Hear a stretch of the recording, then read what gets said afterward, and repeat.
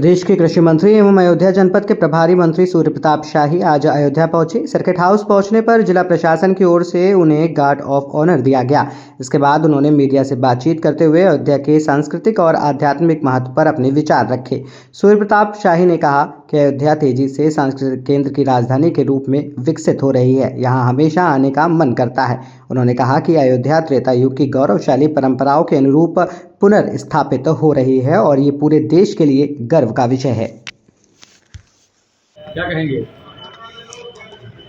अयोध्या में तो रोज सभी को आने का मन करता है। ये भगवान मर्यादा पुरुषोत्तम श्री राम की जन्मभूमि है और इस दुनिया की सबसे प्राचीन संस्कृति का केंद्र अयोध्या रही है। इस नाते समस्त देशवासी और सनातन धर्मावलंबी दुनिया के किसी भी कोने में हो, उनके अयोध्या आने की इच्छा होती है और प्राण प्रतिष्ठा होने के पश्चात अयोध्या की गरिमा प्राचीन काल में जो थी उस तरीके से पुनर्स्थापित हो रही है। और यही कारण है कि प्रतिष्ठा द्वादशी के बाद कल अयोध्या के भीतर नववर्ष 2026 के अवसर पर 8 लाख से ज़्यादा श्रद्धालु अयोध्या के भीतर पधारे। भगवान श्री राम लला का 3 लाख, 3.5 लाख से ज़्यादा लोगों ने दर्शन किया। अब इससे निरंतर अयोध्या अपने प्रगति के पथ पर अग्रसर हो रही है और त्रेता युग की अयोध्या की वापसी अयोध्या के भीतर हो रही है। समस्त अयोध्यावासियों को इस कार्य के भीतर सहयोग देते हुए अयोध्या की गरिमा, उसकी पवित्रता, उसका जो सनातन महत्व है, उस महत्व को स्थापित करने में योगदान करना चाहिए। पार्टी के अखिलेश यादव उन्होंने तंज कसा है कि जो ब्राह्मण विधायक हैं, जो बैठक को लेकर तंज कसा है कि ये सरकार के विरोध में खड़े हो जाएंगे तो भाजपा क्या करेगी? तो उनको क्या परेशानी है? उनके विधायक रहते तो उनको परेशानी होती, इसमें उनको कौन सी तकलीफ हो रही है?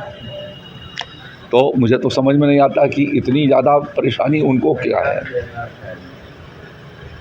आपके अध्यक्ष ने भी तो, प्रदेश अध्यक्ष ने भी तो लोगों को अल्टीमेटम दिया है कि ऐसी गति नहीं होनी चाहिए। भारतीय जनता पार्टी सर्व समाज की पार्टी है और उसके भीतर जाति का कोई महत्व नहीं है। सभी देशवासियों को लेकर के सबका साथ सबका विकास के आधार पर भारतीय जनता पार्टी निरंतर प्रगति के पथ पर आगे की ओर बढ़ी है और जनता का विश्वास बढ़ा है, जिसमें समाज के सभी समुदाय के लोग हैं। जाति आधार पर कोई इस तरीके का विश्लेषण भारतीय जनता पार्टी नहीं करती। चुनाव आ रहा है, चुनाव को लेकर के देखा जाएगा तो चुनाव का दौर शुरू हो रहा है। पार्टी कितनी तैयारी कर रही है? क्या भारतीय जनता पार्टी निरंतर प्रतिदिन तैयारी करती है और आज भी महापालिका के सभागार में आज श्रद्धेय अटल बिहारी वाजपेयी जी की जन्म शताब्दी समारोह के अवसर पर जो कार्यक्रमों की श्रृंखला है उसके भीतर आज यहाँ पर कार्यक्रम संपन्न हो रहा है। तो ये निरंतर हमारी पार्टी उस दृष्टि से काम करती रहती है और कोई एक दिन नहीं। ये चुनाव आ गया और चुनाव की बरसात हुई और मेढक दौड़ने लगे समाजवादी पार्टी की तरह से, उस तरीके का काम नहीं। हमारी पार्टी दिन रात हमेशा अपने कार्य के विस्तार की दृष्टि से, जनता से संपर्क की दृष्टि से और अपने महापुरुषों के जीवन के आधार पर भी। अभी कुछ दिन पहले हम लोगों ने सरदार वल्लभ भाई पटेल जी की शताब्दी एक समारोह को मनाया, 150वीं जयंती को मनाया। वंदे मातरम की 150वीं जयंती को मना रहे हैं।